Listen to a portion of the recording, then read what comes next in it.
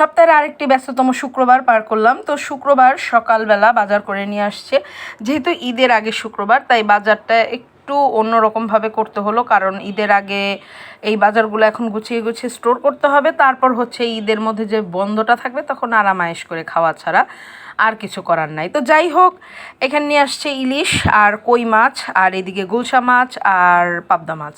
তো এগুলো সব কেটে বেছে খালার সাথে সাথে কিছু করলো, তারপর হচ্ছে ইলিশ মাছ একটা ভাবলাম রান্না করি, তো ইলিশ মাছ ভেজে নিলাম। কিছু মাছ দিয়ে হচ্ছে আমি এখানে কিছু পাবদা নিয়েছি বাচ্চাদের জন্য, কারণ ইলিশ খেতে চায় না, একটু কাটা কাটা বেশি লাগে দেখে। তো ওদের জন্য পাবদা ট্যাংরা এগুলি দিয়ে হচ্ছে ধুন্দুল দিয়ে রান্না করব, আর এই লেজ তারপরে এই টুকিটাকি এগুলো একটু ভেজে নেব, করলার সাথে করলা ভাজবো। আর এই যে ধুন্দুল দিয়ে তরকারিটা আসলেই খেতে ভালো লাগে, আর গরমের দিনে তো এরকম নরম তরকারি আসলেই খুব ভালো লাগে খেতে। তো যাই হোক, এই তরকারিটা রান্না করব, এর পাশাপাশি হচ্ছে ইলিশের ভাপা দেবো। নর্মালি ভাপা যেটা আমি করি তার চাইতে একটু ব্যতিক্রমভাবে আজকের ভাপাটা করব। সেটা হচ্ছে একটু পেঁয়াজ রসুন এখানে অ্যাড করব।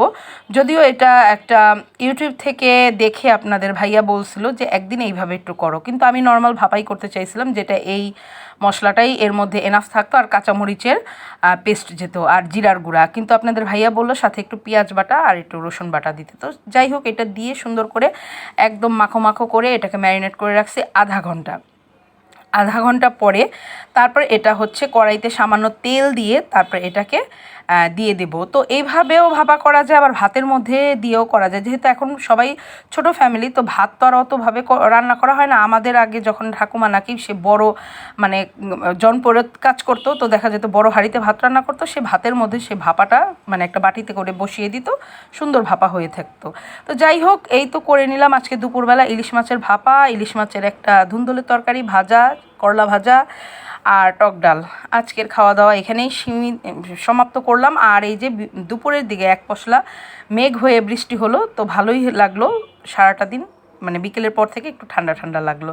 তো আজকের ভিডিওটা কেমন লাগলো অবশ্যই কমেন্টে বলবেন, আর ভিডিও ভালো লাগলে অবশ্যই লাইক দিয়ে পাশে থাকবেন। আপনারা সবাই সুস্থ থাকবেন, টাটা, বাই বাই।